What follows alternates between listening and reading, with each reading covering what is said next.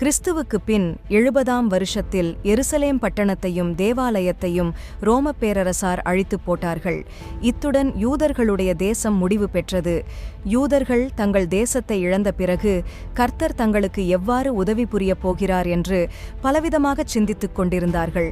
இக்காலத்தில் யூதர்களில் எழும்பிய சில ஆசிரியர்கள் தங்கள் சொந்த அனுபவங்களையும் ஜனங்களுடைய ஆர்வங்களையும் மட்டும் ஆதாரமாக வைத்து ஒரு சில புஸ்தகங்களை எழுதினார்கள்.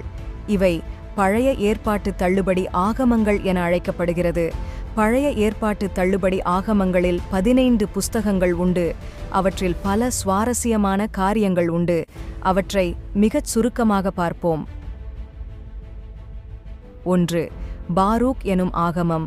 எரேமியா தீர்க்கதரிசி மற்றும் அவரது சம்பிரதியாகிய பாரூக் ஆகியோரின் காலத்தில் இந்த புஸ்தகம் எழுதப்பட்டதாக சொல்லப்படுகிறது. ஆனால் இந்த ஆகமத்தில் எழுதப்பட்டிருக்கும் சம்பவங்கள் ஹாஸ்மோனியரின் காலத்தில் வாழ்ந்த யூதர்களின் அனுபவங்களாகும். 2. பேலும் சர்ப்பமும் என்ற ஆகமம். இந்த ஆகமம் பழைய ஏற்பாட்டிலுள்ள தானியேல் தீர்க்கதரிசன புத்தகத்தின் கூடுதல் இணைப்பாகும். கிறிஸ்துவுக்கு முன் 50ஆம் வருஷத்தில் பாலஸ்தீன தேசத்திலுள்ள யூதர் ஒருவர் இதை எழுதினார். இந்த ஆகமத்தின் ஆசிரியர் பாபிலோனின் தெய்வங்களையும் அவர்களுடைய புராணங்களையும் பற்றி எழுதியிருக்கிறார். இஸ்ரவேலின் தேவனானவர் தானியேல் தீர்க்கதரிசியின் விசுவாசத்தின் மூலமாக பாபிலோனின் தீர்க்கதரிசிகளை முறியடிப்பார் என குறிப்பிட்டிருக்கிறார். பாபிலோனின் தெய்வமாகிய பேல் அழிக்கப்படும் எனவும் தானியேல் மிகவும் ஞானமாக சர்ப்பத்தை கொன்று போட்டதாகவும் இந்த ஆகமத்தில் எழுதப்பட்டுள்ளது. இஸ்ரவேலின் மெய்யான தேவன் மாத்திரமே துதிக்கு பாத்திரரானவர், அவர் மாத்திரமே ஜீவிக்கிற தேவன் என்னும் கருத்து இந்த ஆகமத்தில் கூறப்பட்டிருக்கிறது. 3. திருவுரையாளர் ஆகமம். இந்த ஆகமத்தில் தேவனை சிருஷ்டிகராகவும் ஜீவனை பராமரிக்கிறவராகவும் கூறப்பட்டுள்ளது. ஞானத்தை நேசிப்பது, நீதிநெறியான நடத்தை, நற்கிரியை, கடந்த கால பாரம்பரியத்தின் மேன்மை, போஜனம் பண்ணுவதிலும் பானம் பண்ணுவதிலும் கடைபிடிக்க வேண்டிய பண்பாடுகள், வியாபாரம், வேலை, கற்பது, கற்பிப்பது, தரித்திரம், ஐசுவரியம், ஆரோக்கியம், வியாதி ஆகிய பல காரியங்களை குறித்து கிட்டத்தட்ட பிரசங்கி புத்தகம் போலவே இந்த ஆகமத்தில் உபதேசங்கள் கூறப்பட்டுள்ளன. கிறிஸ்துவுக்கு முன் 190ஆம் வருஷத்தில் சீராகின் குமாரனாகிய இயேசு என்னும் யூதர் இந்த ஆகமத்தை எழுதினார் என்று சொல்லப்படுகிறது. இஸ்ரவேலரின் பாரம்பரியத்தின் மூலமாக தேவனுடைய வார்த்தை கடந்து வந்திருப்பதாகவும் நீதிமான் தேவனிடமிருந்து வெகுமதியை பெற்றுக்கொள்வான், பாவியும் அவ்விசுவாசியும் தண்டிக்கப்படுவார்கள் என்றும் இவர் வலியுறுத்துகிறார். 4. எஸ்தராசியின் முதலாவது ஆகமம். இந்த ஆகமத்தில் முதல் பகுதியில் யோசியா ராஜா பஸ்கா பண்டிகையை ஆசரித்த சம்பவம் எழுதப்பட்டுள்ளது. மெகிதோவில் நடைபெற்ற யுத்தத்தில் யோசியா ராஜா மரணமடைந்தார். இதன் பின்பு எருசலேமின் வீழ்ச்சி வரையிலும் நடைபெற்ற சம்பவங்களும் அதைத் தொடர்ந்து பாபிலோன் தேசத்திற்கு யூதர்கள் அடிமைகளாக புறப்பட்டுப் போகும் சம்பவங்களும் விளக்கப்பட்டுள்ளன. பாபிலோனுக்கு யூதர்கள் அடிமைகளாகப் போன காலம் மற்றும் மேதிய தேசத்தின் ராஜாவாகிய கோரேசு பாபிலோனின் சிறையிருப்பிலிருந்து யூதர்களை விடுவித்த சம்பவமும் இந்த ஆகமத்தில் எழுதப்பட்டிருக்கிறது. சிறையிருப்பிலிருந்து திரும்பி வந்த யூதர்கள் எருசலேமின் தேவாலயத்தை திரும்பவும் கட்டினார்கள். அதை கட்டும்போது யூதர்களுக்கு ஏற்பட்ட பிரச்சனைகளும் அவற்றை அவர்கள் மேற்கொண்ட விதங்களும் விவரிக்கப்பட்டுள்ளன. சமாரியரோடு யூதர்களுக்கு ஏற்பட்ட பிரச்சனைகளும் இதில் விவரிக்கப்பட்டிருக்கிறது. புதிய ஏற்பாட்டின் 4 சுவிசேஷங்களிலும் யூதர்களுக்கும் சமாரியருக்கும் இடையேயுள்ள பிரச்சனைகள் தொடர்ந்து காணப்படுகின்றன. இந்த பிரச்சனைகளின் வரலாற்று பின்னணிகளை புரிந்து கொள்வதற்கு எஸ்தராசியின் முதலாவது ஆகமம் உதவுகிறது. மேலும் பெர்சிய தேசத்து ராஜாவாகிய முதலாம் தரியுவை காவல் காத்த 3 வாலிபர்களின் நிகழ்ச்சிகள் எழுதப்பட்டுள்ளன. ஹாஸ்மோனியரின் காலத்தில் பக்தியுள்ள யூதர் ஒருவர் இந்த ஆகமத்தை எழுதினார். 5. எஸ்தராசியின் இரண்டாவது ஆகமம். பாலஸ்தீன தேசத்தில் வாழ்ந்த யூதர் ஒருவர் இந்த ஆகமத்தை எழுதினார். எருசலேமிலிருந்த தேவாலயம் அழிக்கப்பட்டது. இதனால் அதிர்ச்சியுற்று இந்த ஆகமத்தை எழுதினார் என்று யூதருடைய பாரம்பரிய வரலாறு கூறுகிறது.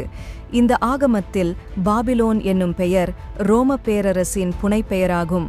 எஸ்தராசியின் இரண்டாவது ஆகமமும் புதிய ஏற்பாட்டின் வெளிப்படுத்தின விசேஷமும் ஒரே காலத்தில் எழுதப்பட்டவையாகும். எருசலேமின் அழிவிற்காக எஸ்தராசின் இரண்டாம் ஆகமத்தில் புலம்பல் பாடப்பட்டுள்ளது. தேவனுடைய பிள்ளைகளுக்கு மீட்பு நிச்சயம் கிடைக்கும் என்று வலியுறுத்தப்பட்டிருக்கிறது. கர்த்தரே வரலாற்றை ஆளுகை செய்கிறவர். அவருடைய எழுத்து நித்தியமானது. அது ஒருபோதும் ஒழிந்து போவதில்லை என்று எஸ்தராசியின் இரண்டாவது ஆகமம் வலியுறுத்துகிறது. 6. எஸ்தர் ஆகமத்தின் பிற்சேர்க்கைகள். பழைய ஏற்பாட்டிலுள்ள எஸ்தரின் புஸ்தகத்தில் தேவனுடைய பெயரோ அல்லது கர்த்தரை ஆராதிக்கும் ஆராதனைகளோ எந்த வசனத்திலும் குறிப்பிடப்படவில்லை.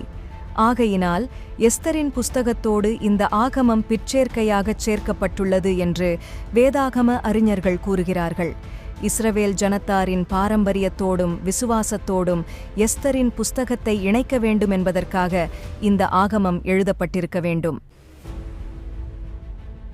7. எரேமியாவின் நிருபம். இந்த நிருபம் விக்கிரகாராதனைக்கு விரோதமாக எழுதப்பட்டிருக்கிறது. சிலர் ரோமப் பேரரசு பாலஸ்தீன தேசத்தின் மீது யுத்தம் பண்ணிய போது இந்த நிருபம் எழுதப்பட்டிருக்க வேண்டும் என்று கூறுகிறார்கள். 8. யூதித்து ஆகமம். யூதித்து ஒரு யூத ஸ்திரீ, அறிவும் ஞானமும் மிகுந்தவள். மோசேயின் பிரமாணங்களை யூதித்து பக்தியோடு ஆசரித்து வந்தாள். அசீரியாவின் ராஜாவாகிய நேபுகாத்நேச்சாரின் காலத்தில் யூதித்தின் வரலாற்று சம்பவம் நடைபெற்றது. நேபுகாத்நேச்சாரின் படைத்தளபதியாகிய ஹோலோபேர்னஸ் என்பவன் யூதர்கள் அதிகளவில் குடியிருந்த பெத்தூலியா பட்டணத்தை அழிப்பதற்காக வந்தான். அந்தச் சமயத்தில் யூத ஜனங்களை அவனுடைய பிடியிலிருந்து பாதுகாத்து அவர்களுக்கு உதவி புரிவதற்காக யூதித்து வருகிறாள். யூத ஜனங்கள் தங்களுக்கு உதவி செய்யுமாறு கர்த்தரிடத்தில் விண்ணப்பம் பண்ணுகிறார்கள். 5 நாட்களுக்குள் கர்த்தர் தங்களுக்கு உதவி புரிய வேண்டும் என்றும் இல்லையெனில் அசீரியரிடம் சரணடைவது என்றும் யூதர்கள் தீர்மானம் பண்ணுகிறார்கள். இந்தச் சமயத்தில் யூதித்து சத்துருக்களின் பாளையத்திற்குள் புகுந்து அசீரியரின் படைத்தளபதியாகிய ஹோலோபேர்னஸை சிரச்சேதம் பண்ணி அவனுடைய தலையை யூதர்கள் குடியிருக்கும் பெத்தூலியா பட்டணத்திற்கு எடுத்து வருகிறாள். யூதித்தின் வீரச் செயலைக் கண்டு அசீரியர்கள் பயந்து ஓடிவிடுகிறார்கள். யூதர்கள் இரட்சிக்கப்படுகிறார்கள். யூதித்தின் ஆகமம் ஹாஸ்மோனியரின் காலத்தில் எழுதப்பட்டது. 9 மற்றும் 10. மக்கபேயரின் முதலாவது ஆகமம் மற்றும் மக்கபேயரின் இரண்டாவது ஆகமம். ஹாஸ்மோனியரின் குடும்பத்தினரில் ஒருவர் யூதேயாவிலுள்ள யூதர்களை கொடுமையாக ஆட்சி புரிந்தார். இக்காலத்தில் யூதர்கள் ஹாஸ்மோனியருக்கு எதிராக கலகம் பண்ணினார்கள். மக்கபேயரின் முதலாவது ஆகமத்தில் இந்த கலகத்தை பற்றிய வரலாறு விளக்கப்பட்டிருக்கிறது. யூதாஸ் மக்கபியஸ் என்பவர் மக்கபேயரின் குடும்பத்தில் முக்கியமான தலைவராவார். மக்கபேயரின் ஆகமத்தில் எழுதப்பட்டுள்ள சம்பவத்தில் பல எருசலேமிலும் அதை சுற்றிலுமுள்ள பகுதிகளிலும் நடைபெற்றன. மக்கபேயரின் ஆகமத்தை எழுதியர் எருசலேமில் வாசம் பண்ணிய ஒரு யூதர். மக்கபேயரின் இரண்டாவது ஆகமத்தின் முதல் பிரிவில் 2 நிருபங்கள் உள்ளன.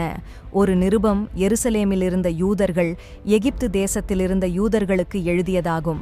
எகிப்து தேசத்தில் இருந்தவர்கள் ஹனூக்கா என்றழைக்கப்படும் தேவாலயத்தின் பிரதிஷ்டை பண்டிகையை எவ்வாறு ஆசரிக்க வேண்டும் என்று எருசலேமிலிருந்த யூதர்கள் தங்கள் நிருபம் மூலமாக அறிவிக்கிறார்கள். இரண்டாவது நிருபத்தை எருசலேமிலிருந்த யூதர்கள் எகிப்து தேசத்திலிருந்த யூத மார்க்கத்து போதகராகிய அரிஸ்தோபுலஸ் என்பவருக்கு எழுதினார்கள். தேவாலயத்து பிரதிஷ்டை பண்டிகையை எகிப்து தேசத்து யூதர்கள் சந்தோஷமாக ஆசரிக்க வேண்டுமென்று இந்த நிருபத்தின் வாயிலாக அவரை உற்சாகப்படுத்தினார்கள். 11. அசரியாவின் ஜெபமும் 3 வாலிபரின் பாடலும். பழைய ஏற்பாட்டிலுள்ள தானியேல் தீர்க்கதரிசியின் புஸ்தகத்தில் காணப்படும் நிகழ்ச்சிகளுக்கு தொடர்ச்சியான நிகழ்ச்சிகள் இந்த ஆகமத்தில் எழுதப்பட்டுள்ளன. பக்தியுள்ள யூதர் ஒருவர் இந்த நிருபத்தை எழுதினார். எரிகிற அக்னி சூளையில் தூக்கி எறியப்பட்ட அசரியா, அதாவது ஆபேத்நேகோ, அங்கு ஜெபம் பண்ண ஆரம்பித்தார். அசரியா ஜெபம் பண்ணி முடித்த பின்பு இந்த 3 எபிரெய வாலிபரும் அக்கினி சூளையின் நடுவே நின்று கர்த்தரை துதித்து பாடினார்கள். இவர்களுடைய பாடல்கள் யூத ஜனத்தாரின் பல்வேறு சங்கீதங்களிலிருந்து தொகுக்கப்பட்டவையாகும். 12. மனாசேயின் ஜெபம். பழைய ஏற்பாட்டின் 2 நாளாகமம் புஸ்தகத்திற்கு தொடர்ச்சியாக இந்த ஆகமம் எழுதப்பட்டிருக்கிறது. இஸ்ரவேலின் வரலாற்றில் மனாசே துன்மார்க்கமாக ஆட்சி புரிந்தான். இவன் தன் குமாரர்களை தீக்கடக்க பண்ணி புறஜாதி தெய்வங்களுக்கு பலியிட்டான். யுத்தத்தில் மனாசே தோல்வியடைந்தான். அதன் பின்பு இவன் தன் பாவங்களுக்காக வருந்தி கர்த்தரிடத்தில் மன்னிப்பை கேட்டான். கர்த்தர் அவனுடைய பாவங்களை மன்னித்தார். பக்தியுள்ள யூதர் ஒருவர் இந்த ஆகமத்தை எழுதியிருக்கிறார். பல சங்கீதங்களையும் ஜெபங்களையும் சேர்த்து மனம் திரும்பி மன்னிப்பை கோரும் ஜெபமாக ஆசிரியர் இந்த ஆகமத்தை தொகுத்திருக்கிறார். கர்த்தரை துதிக்க வேண்டும், பாவங்களை அறிக்கையிட வேண்டும், பாவங்களை மன்னிக்குமாறு கர்த்தரிடத்தில் விண்ணப்பம் பண்ண வேண்டும், முடிவில் கர்த்தருக்கு நன்றி செலுத்த வேண்டும். இதுவே ஆராதனையின் பொதுவான முறைமை என்று மனாசேயின் ஜெபம் கூறுகிறது. 13. சூசன்னாள் ஆகமம். பழைய ஏற்பாட்டிலுள்ள தானியேல் தீர்க்கதரிசியின் புஸ்தகத்திற்கு தொடர்ச்சியாக இந்த ஆகமம் எழுதப்பட்டிருக்கிறது. பாலஸ்தீன தேசத்திலுள்ள யூதர் ஒருவர் இந்த ஆகமத்தை எழுதினார். இந்த ஆகமத்தில் சூசன்னாள் என்னும் பெயருடைய ஸ்திரீயின் வரலாறு எழுதப்பட்டுள்ளது.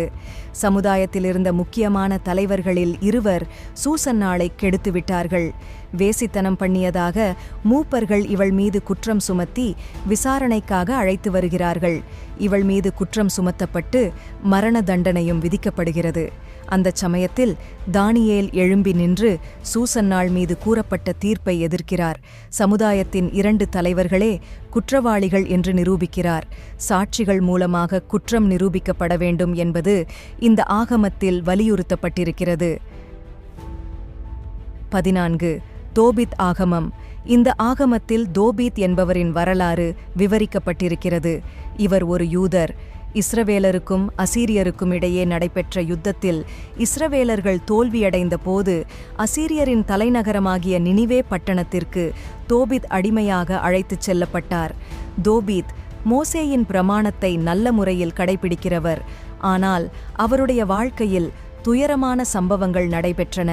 ஒரு நாள் இரவில் ஒரு குருவியின் எச்சம் அவருடைய கண்களின் மீது விழுந்தவுடன் அவர் பார்வை இழந்துவிட்டார். தோபீத்தோடு சேர்ந்து பாபிலோனின் கிழக்குப் பகுதியில் வாசம் பண்ணிய சாராள் என்னும் யூத ஸ்திரீயும் ஜெபித்தாள். கர்த்தர் இவர்கள் இருவரையும் இரட்சிப்பதற்காக ராபேல் என்னும் தம்முடைய தூதரை அனுப்பினார். தோபீத்தின் குமாரனாகிய தோபியாஸ் மூலமாகவும் ராபேல் என்னும் தூதன் மூலமாகவும் கர்த்தர் தோபீத்திற்கும் சாராளுக்கும் உதவி புரிந்தார். இவருடைய வரலாற்றில் தோபீத்து சாராளை விவாகம் செய்து கொள்கிறார். அஸ்மோதேயஸ் என்னும் பிசாசை தோபீத்து தோற்கடித்தார். கர்த்தர் மனுஷருடைய வரலாற்றில் இடைப்பட்டு தம்முடைய தூதர்களை அனுப்பி தமது ஜனங்களை இரட்சிக்கிறார் என்று இந்த ஆகமம் சொல்கிறது. 15. சாலொமோனின் ஞானம். இந்த ஆகமமும் திருவுரையாளர் ஆகமமும் பழைய ஏற்பாட்டிலுள்ள நீதிமொழிகளின் புஸ்தகத்தைப் போல் உள்ளது. அன்றாட வாழ்வுக்கு தேவைப்படும் நல்ல ஆலோசனைகள் இவற்றில் கூறப்பட்டுள்ளன. சாலொமோன் ராஜாவின் பெயரால் இந்த ஆகமம் அழைக்கப்படுகிறது. இந்த தொகுப்புகளில் காணப்படும் நீதிமொழிகள் அனைத்துமே சாலொமோனின் நீதிமொழிகளைப் போலவே உள்ளன. இப்படி பழைய ஏற்பாட்டின் தள்ளுபடி ஆகமங்கள் 15ஐயும் சுருக்கமாக அறிந்து கொண்டோம். இதன் தொடர்ச்சியாக புதிய ஏற்பாட்டின் தள்ளுபடி ஆகமங்களை அடுத்த பதிவில் காண்போம்.